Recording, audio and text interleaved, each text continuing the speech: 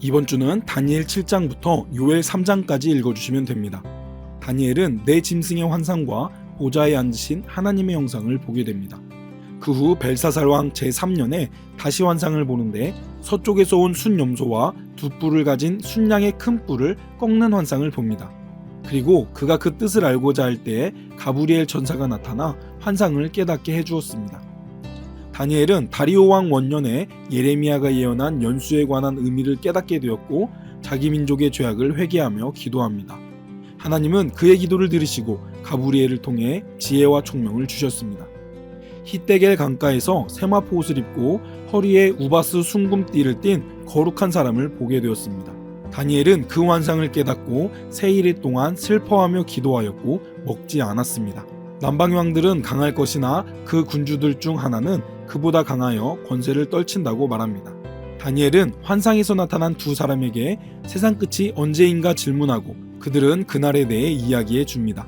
마지막 날은 악인들이 매일 드리는 제사를 폐하며 멸망하게 할 가증한 것을 세울 때부터 1290일을 지낸다고 말하며 다니엘서는 마칩니다. 이제는 호세아입니다. 하나님은 호세아 선지자에게 방탕한 여인인 고멜과 결혼하게 하심으로 하나님과 이스라엘의 관계를 호세아의 가정을 통해 나타내기 원하셨습니다. 하나님이 호세아에게 음란한 여인인 고멜과 결혼하라고 말씀하시고 호세아는 그녀에게서 세 자녀를 낳습니다. 고멜에 대해 이야기하면서 반드시 음란을 제해야 한다고 말씀하십니다.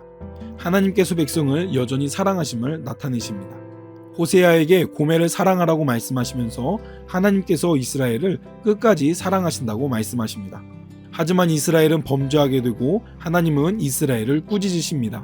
우상 숭배를 책망하시면서 범죄로 인해 고통을 받을 것을 예언합니다. 호세아는 죄를 짓는 이스라엘에게 하나님께 돌아가자고 말합니다. 하지만 이스라엘은 하나님께로 돌아가지 않습니다. 하나님은 범죄한 이스라엘을 파괴하시겠다고 말씀하십니다. 하나님의 심판의 이유와 벌하실 내용이 기록됩니다. 하나님의 심판에 대해 호세아가 경고를 하며 이스라엘에게 회개하고 여호와께 돌아오라고 말합니다. 비록 이스라엘이 죄를 지을지라도 하나님은 그의 백성을 구원하시겠다고 말씀하십니다. 하나님께 돌아오라고 꾸짖으시면서 거짓 저울을 쓰는 에브라임을 책망합니다. 바알을 섬긴 에브라임의 범죄를 하나님이 심판하시겠다고 말씀하십니다. 이스라엘을 향한 호세아의 호소와 함께 이스라엘을 용서하시고 회복시키시는 하나님의 약속을 말하며 호세아서는 마칩니다. 이제는 요엘서입니다.